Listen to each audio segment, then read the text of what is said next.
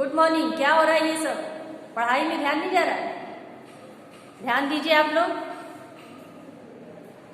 तो ये अपठित हमने आपको समझाया कि अपठित का अर्थ होता है जो आपने पहले कभी पढ़ा ना हो। इस तरह के गद्यांशों के द्वारा बच्चों की मौखिक भाषा यानी बोलने की क्षमता में वृद्धि होती है, लिखने की क्षमता में वृद्धि होती है, रचनात्मक विकास होता है इससे, और सामान्य ज्ञान का विकास होता है। यही हमने आपको अभी समझाया। एक बार फिर से इसको हम रिपीट कर रहे हैं कि मौखिक अभिव्यक्ति यानी बोलने की क्षमता में वृद्धि, लिखित अभिव्यक्ति यानी जो हम गद्यांश में से जो हम प्रश्न छांट करके लिखेंगे उससे हमारी लिखने की क्षमता में वृद्धि होगी। रचनात्मक यानी उससे जुड़े जो प्रश्न होंगे उनको हमको उसके आंसर यानी उत्तर हमको लिख करके देने होंगे, तो उससे हमारी रचनात्मक वृद्धि होती है। सामान्य ज्ञान में विकास यानी उससे जुड़े जो प्रश्न होंगे उसको हम लोग खुद से जब सॉल्व करेंगे तो उससे हमारी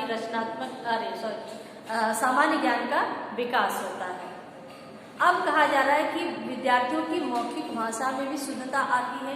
जब आप किसी भी गद्यांश को पढ़ेंगे तो उस दौरान पढ़ने से हमारी भाषा में शुद्धता आएगी। यहाँ तक अब सबको समझ में आ गया?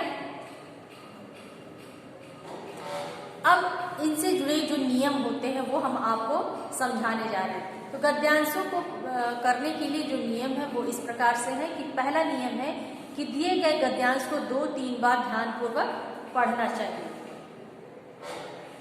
जब भी आपको कोई गद्यांश दिया जाता है सॉल्व करने के लिए तो सबसे पहला नियम उसका यही है कि आप उस गद्यांश को ध्यानपूर्वक कम से कम 2 या 3 बार जरूर पढ़ें।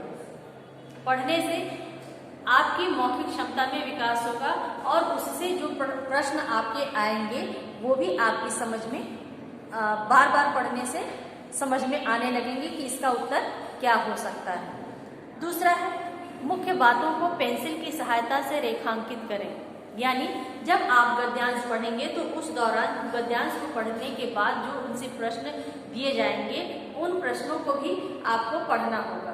पढ़ने से फिर जैसे मान लीजिए आपने एक बार गद्यांश को पढ़ लिया तो उस गद्यांश को पढ़ने के बाद उससे जो प्रश्न आपको दिए जाते हैं उन प्रश्नों को भी पढ़िए। फिर दूसरी बार उस गद्यांश को पढ़िए, 3 बार पढ़िए। कहा जा रहा है 2 या 3 बार, उससे भी अधिक अगर आप पढ़ना चाहें तो आप पढ़ सकते हैं। लेकिन अब कहा जा रहा है कि मुख्य बातों को पेंसिल की सहायता से रेखांकित करिए। रेखांकित यानी अंडरलाइन जो आप लोग बोलते हैं। जो प्रश्न आप गद्यांश के साथ जो प्रश्न दिए गए उसको जब आप पढ़ेंगे तो जब उन प्रश्नों को पढ़ने के बाद फिर आप दोबारा गद्यांश को पढ़ते हैं तो अगर आपको लगता है कि इस प्रश्न का ये उत्तर हो सकता है उसको आप लोग पेंसिल की सहायता से अंडरलाइन कर लीजिए। तीसरा है कि प्रश्नों के उत्तर गद्यांश से ढूंढने का प्रयास करना चाहिए। यानी जो गद्यांश दिए गए हैं आपको पढ़ने के लिए उस गद्यांश को आपको पढ़िए 2 बार 3 बार जितनी बार आप पढ़ना चाहें उसको पढ़िए। उसके बाद जो उसके प्रश्न दिए गए हैं उस प्रश्न के उत्तर को आपको उसी गद्यांश से छांट करके लिखने होते हैं। ऐसा नहीं है कि जो प्रश्न के उत्तर दिए गए हैं वो आप अपनी मर्जी से कुछ भी समझ करके लिखें, ऐसा नहीं होता है। उसको करने के लिए आपको उस प्रश्न से जुड़े जो भी उत्तर होंगे वो आपको उसी गद्यांश से ही ढूंढ करके देना होगा। अलग से उत्तर उसका आपको नहीं देना है। चौथा, प्रश्नों के उत्तर संक्षिप्त एवं सटीक रूप में देने चाहिए। अब कहा जा रहा है कि जो गद्यांश होंगे उससे जुड़े जो प्रश्न दिए जाएंगे उनके उत्तर उसी में से देने हैं, लेकिन प्रश्न के जो उत्तर लिखे जाएंगे वो बहुत अधिक लंबे चौड़े वाक्य उसके नहीं होने, बहुत अधिक लंबे चौड़े उसके उत्तर नहीं होने चाहिए। उत्तर संक्षिप्त रूप में दिया जाना चाहिए, पहली बात। दूसरी बात, जो भी उत्तर आप दे रहे हैं वो एकदम सटीक हो, शुद्ध हो, सही हो कि इस प्रश्न का यही उत्तर हो सकता है और दूसरा नहीं। 5वां है शीर्षक गद्यांश के मूल भाव पर आधारित होने चाहिए। कुछ गद्यांश ऐसे होते हैं जिनमें प्रश्नों के साथ साथ एक प्रश्न ऐसा भी दिया जाता है जिसमें ये पूछा जाता है कि अगर इस गद्यांश का एक शीर्षक देना हो तो आप उस गद्यांश का शीर्षक क्या देंगे। शीर्षक समझ में आ रहा है? नहीं, तो इसको हम आपको समझाते हैं। जैसे आप किसी भी विषय को अगर आप पढ़ते हैं तो उस विषय से अलग अलग पाठ होते हैं, उस हर एक पाठ का एक नाम दिया जाता है, या चाहे वो पोयम हो, कहानी हो, कथा हो, या गद्यांश का कोई अन्य पाठ हो, जीवनी हो, कुछ भी हो, तो वो जो पाठ हमारा होता है उस पाठ का एक नाम दिया जाता है। सबसे ऊपर में हेडिंग डाली जाती है, जैसे कि आपका ये जो पाठ हम आपको पढ़ा रहे हैं वो उस पाठ का शीर्षक क्या है?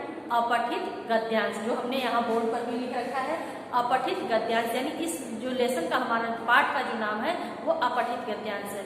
उसी प्रकार से हर पाठ का एक नाम होता है, चाहे वो कहानी हो या कविता हो, कुछ भी हो, विषय कोई भी हो, हर विषय में जितने भी लेसन आपके आते हैं, पाठ जितने भी होते हैं, उन सबका एक नाम होता है। उसी नाम को आधार बना करके वो पाठ पूरा किया जाता है।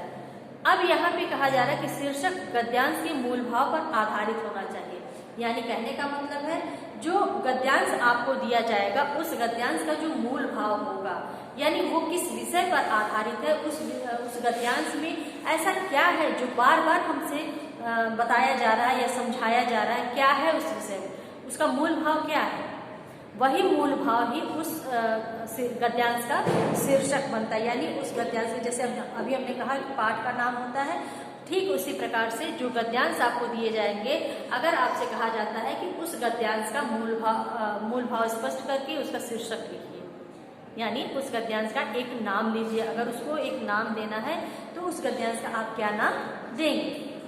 तो ये हमारे अपठित गद्यांश के नियम हो गए। तो आइए हम लोग फिर से नीचे जो गद्यांश दिए गए हैं उसको हम एक बार पढ़ करके आपको समझा रहे हैं। जैसा कि कहा जा रहा है कि पहला अपठित गद्यांश जो हमको मिला है वो है चाचा नेहरू। हम इसको पढ़ करके आप सुना रहे हैं कि चाचा नेहरू का पूरा नाम पंडित जवाहरलाल नेहरू था। उनका जन्म 14 नवंबर सन 1889 ईस्वी को इलाहाबाद में हुआ था। इनके पिता का नाम पंडित मोतीलाल नेहरू और माता का नाम स्वरूप रानी था। नेहरू जी की शिक्षा इंग्लैंड में हुई थी। एक काम करिए, आप लोग मेरे साथ साथ इस गद्यांश को घर बैठे ही बुक देखकर पढ़ते जाइए। फिर से एक बार इसको हम लोग रिपीट करते हैं कि चाचा नेहरू का पूरा नाम पंडित जवाहरलाल नेहरू था। उनका जन्म 14 नवंबर सन 1889, हिंदी में इसको हम बता रहे हैं, इसको आप लोग पढ़ने का अभ्यास करिए, कोशिश करिए, इसको हिंदी की गिनती को में इसको क्या पढ़ेंगे, इसको जानने का प्रयास कीजिए। तो इसमें लिखा है कि 14 नवंबर सन 1889 ईस्वी को इलाहाबाद में हुआ था। इनके पिता का नाम पंडित मोतीलाल नेहरू और माता का नाम स्वरूप रानी था। सारे बच्चे इसको साथ साथ नहीं पढ़ रहे हैं, दृष्टि लेकिन पढ़ रही है। इसको बोल करके पढ़िए आप लोग। नेहरू जी की शिक्षा इंग्लैंड में हुई थी। इनकी पत्नी का नाम कमला नेहरू था। इनकी एकमात्र संतान इंदिरा गांधी थी। भारत की आजादी के लिए नेहरू जी महात्मा गांधी जी के अनुयायी बन गए तथा स्वतंत्र भारत के प्रथम प्रधानमंत्री बने। उन्हें बच्चों एवं गुलाब के फूल से बहुत प्रेम था। 27 मई सन 1964 ईस्वी को इनका देहावसान हो गया। आज भी बच्चे इनको चाचा नेहरू के रूप में जानते हैं तथा इनका जन्मदिन बाल दिवस के रूप में मनाया जाता है।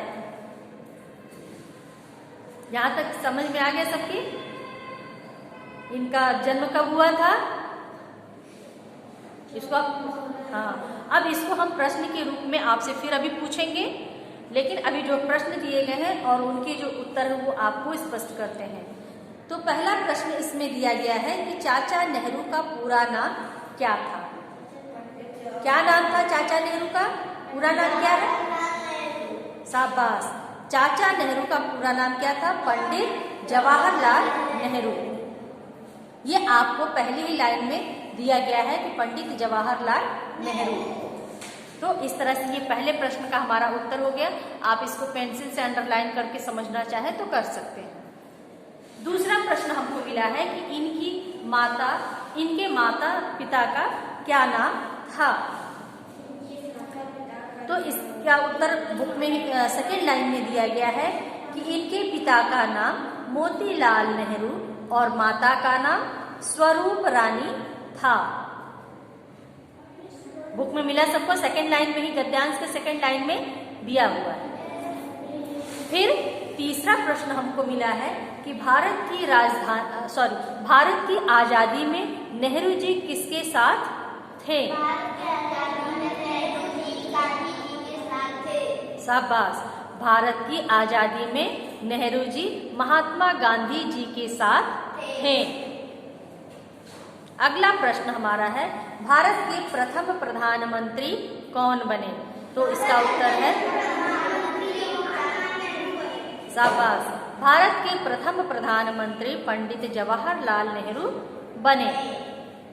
अगला प्रश्न है कि इनका जन्मदिन बाल दिवस के रूप में कब मनाया जाता है? हाँ, इनका जन्मदिन बाल दिवस के रूप में 14 नवंबर को मनाया जाता है। तो यहाँ तक ये आपका समझ में आ गया कि हर प्रश्न का उत्तर आपके ही जो गद्यांश दिए गए हैं उसमें से आपको लिखना था। अब लास्ट का एक क्वेश्चन दिया जा रहा है कि इस गद्यांश का उचित शीर्षक लिखिए। अब ये जो गद्यांश हमको मिला है उस गद्यांश में आप किसका नाम बार बार आपको बताया जा रहा है?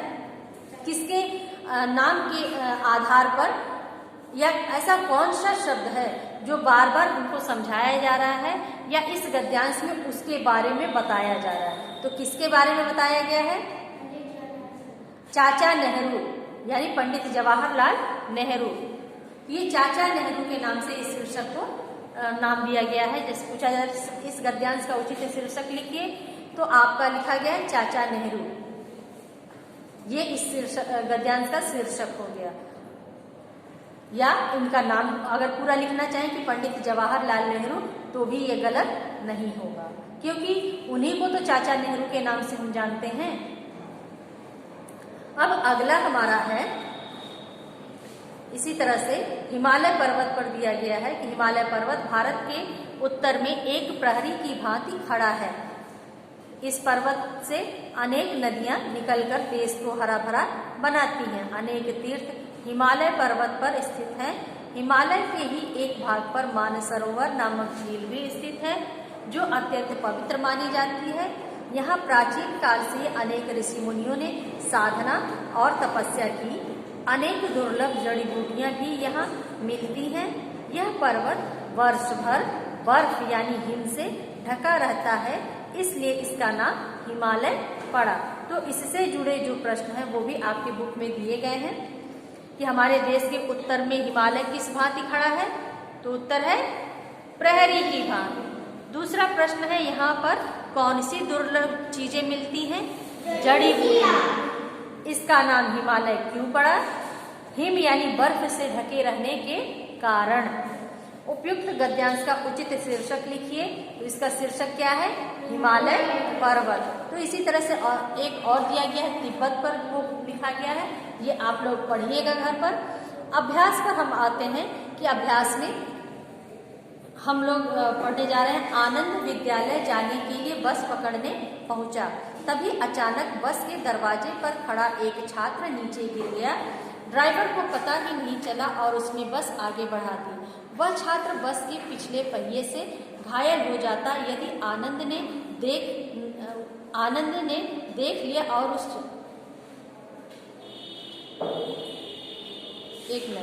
तभी अचानक बस के दरवाजे पर खड़ा एक छात्र नीचे गिर गया। ड्राइवर को पता ही नहीं चला और उसने बस आगे बढ़ा दी। वह छात्र बस के पिछले पहिए से घायल हो जाता कि तभी आनंद ने देख लिया और उस छात्र को अपनी ओर खींच लिया। वह छात्र बस के नीचे आने से बच गया। उसका नाम किशन था और वह कक्षा 3 का छात्र था।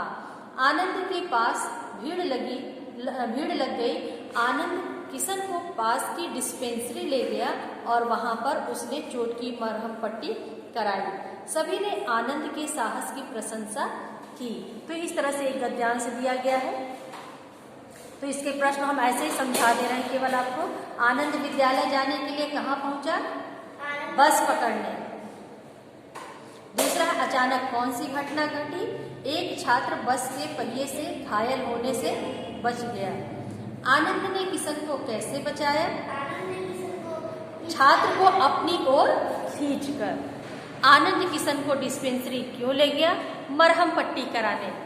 तो इस तरह से ये हमारा गद्यांश हमने आपको ओरल में समझाया है। दूसरा है, सत्य बोलने से ही हमारा सम्मान बढ़ेगा और हम शांतिपूर्वक अपना समय बिता सकेंगे, क्योंकि झूठ बोलने वालों से सभी घृणा करते हैं, सत्य बोलने वाले से सभी प्रेम करते हैं। यदि हम सत्य बोलेंगे तो हमें अपना कर्तव्य पालन करने में कोई भी कष्ट नहीं होगा और हम सदा सुखी और संतुष्ट बने रहेंगे। तो सत्य बोलने से हम कैसा जीवन बिता सकेंगे? बताइए। शांतिपूर्वक। दूसरा है, सभी किससे घृणा करते हैं? झूठ बोलने वालों से। यदि सत्य बोलेंगे तो क्या होगा? सभी हमसे प्रेम करेंगे। गद्यांश का उचित शीर्षक क्या होगा? यानी अब इस गद्यांश को एक नाम देना होगा, तो आप क्या लिखेंगे?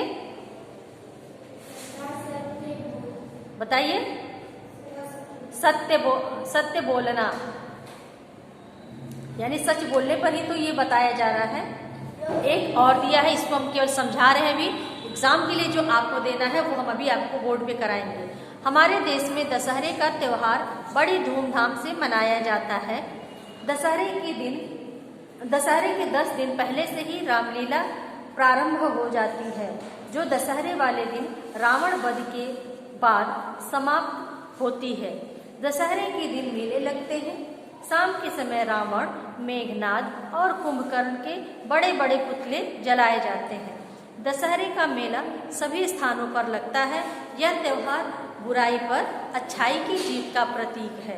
तो जैसे कि ये गद्यांश दिया गया है, अब इस गद्यांश को एक तरह से और किया जा सकता है कि आपको विकल्प दिए जाएंगे, उसमें से एक विकल्प जो सही होगा उस पर आपको सही का ट्रिक करना है। इसमें आपको प्रश्नों के उत्तर नहीं लिखने, विकल्प के आधार पर केवल सही और गलत बताना है। तो इसमें सही केवल पूछा गया है कि आपका सही विकल्प क्या है। तो दशहरे के 10 दिन पहले क्या आरंभ होता है? रामलीला, दशहरा, रावण लीला। तो दशहरे के 10 दिन पहले क्या आरंभ होता है? रामलीला। तो उसमें सही का ट्रिक करेंगे आप। दूसरा है, दशहरे के दिन क्या लगते हैं? ठेले, मेले और बेला। सही ऑप्शन क्या है हमारा? सही उत्तर क्या है? मेला। तीसरा है, यह त्योहार किसका प्रतीक है? पहला शांति, दूसरा श्रद्धा और तीसरा है अच्छाई की जीत का। तो सही उत्तर क्या होगा? अच्छाई की जीत का। तो यहां तक का आपने कर लिया। अब लास्ट का जो गद्यांश हमको मिला है वो हम करने जा रहे हैं। इसको आप लोग अपनी कॉपी में भी करेंगे। तो पहला है, इसमें गद्यांश को पहले हम आपको पढ़कर सुनाएंगे कि एक गडेरिया भेड़ चराने गांव से बाहर गया। उसे मजाक करने की सूझी। वह गांव की ओर मुंह करके जोर जोर से चिल्लाने लगा, भेड़िया आया, भेड़िया आया। गांव वाले भागे भागे आए। गडेरिये के मजाक को जानकर वे लोग क्रोधित होकर वापस चले गए। एक दिन सचमुच ही एक भेड़िए ने गडेरिये की भेड़ों पर आक्रमण कर दिया। गडेरिया घबराकर जोर जोर से चिल्लाने लगा, भेड़िया आया, भेड़िया आया। गांव वालों ने सोचा कि यह गडेरिया फिर झूठ बोल रहा है। वे लोग इस बार भेड़ों को बचाने नहीं आए। कुछ भेड़ों को भेड़िए ने मार डाला। तो यहाँ तक का ये गद्यांश है, इसको हम लोग अपनी कॉपी में करेंगे। तो इसलिए इसके हम गद्यांश के उत्तर बोर्ड पर आपको लिख करके दे रहे हैं कि गडेरिया भेड़ चराने कहाँ जाता था।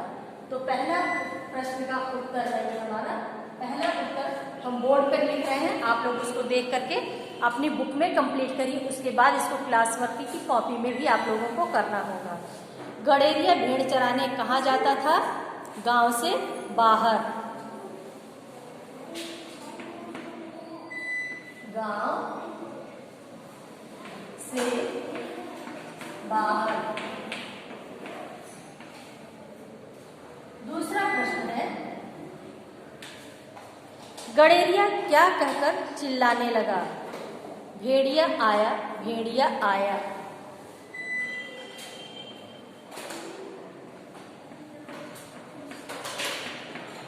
भेड़िया आया,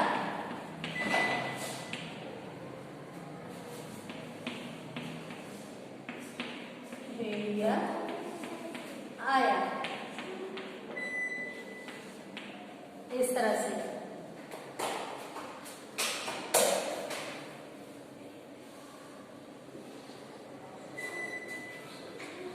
यहाँ पूर्ण विराम रहेगा। तीसरा प्रश्न है कि एक दिन सचमुच कौन आ गया? भेड़िया आ गया।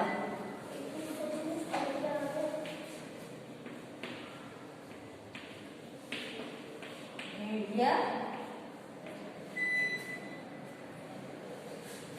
आ गया।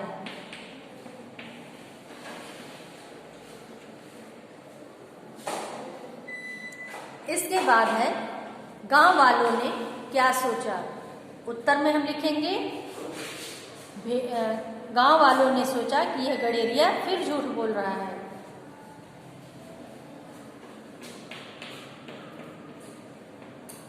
गांव वालों ने सोचा, गांव वालों ने सोचा, यहां तक का हो गया आपका कि यह गडेरिया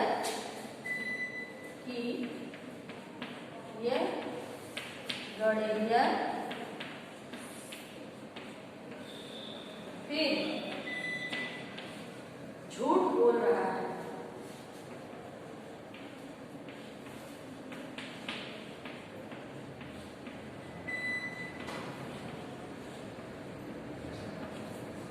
पांचवा प्रश्न है, फिर एक प्रश्न लास्ट में दिया गया कि गद्यांश का उचित शीर्षक लिखिए। अब हमको इस गद्यांश का उचित शीर्षक यानी इस गद्यांश को एक नाम देना है।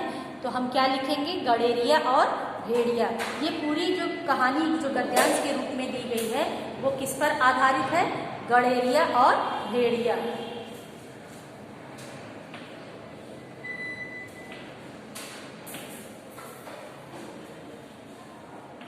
गडेरिया और भेड़िया, ये कहानी हमारी पूरी गडेरिया और भेड़िया पर आधारित है। तो यहाँ तक का ये हमारा कंप्लीट हो गया। तो इसको देख करके आप लोग अपनी बुक पहले कंप्लीट करेंगे, उसके बाद आप लोग इस कहानी को यानी इस गद्यांश को और प्रश्नोत्तर को दोनों को आपको अपने क्लास वर्क की हिंदी फर्स्ट की कॉपी में आप लोगों को लिखना होगा। तो हम लोग आज का होमवर्क नोट करेंगे।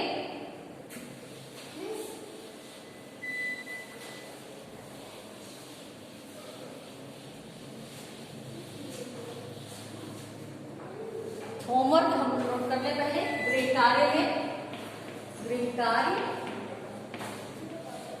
इस तरह से गद्यांश को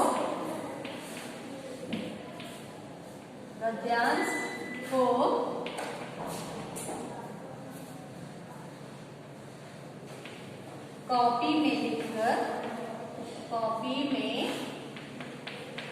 लिखकर प्रश्नों के उत्तर लिखिए।